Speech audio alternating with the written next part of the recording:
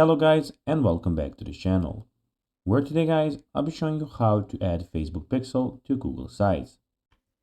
Now guys, the first thing that you actually need to do is go on Google and type Google Sites and click on the first link that pops out, or go to sites.google.com and you'll be greeted by a website like this.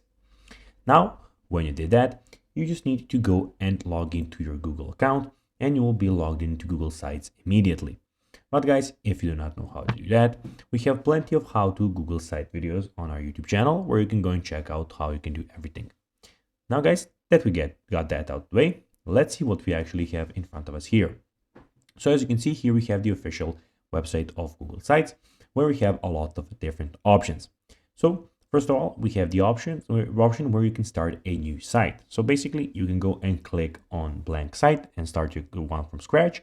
Or guys, you can go and see some other options you can get. So family update, portfolio, event, help center, or project. So basically you can go and click on one of those.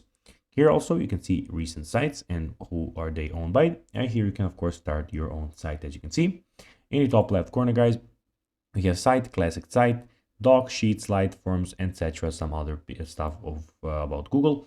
And in top right corner we have everything about your Google, where you can go of course and log out if you want.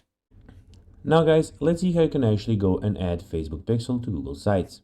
Well, when you open your Google site, go into the settings page and click on the embed tab, which is here guys, as you can see. Then paste the Facebook pixel base code into the embed code field, which is here, and then just click next and insert, and that's basically how you can do it.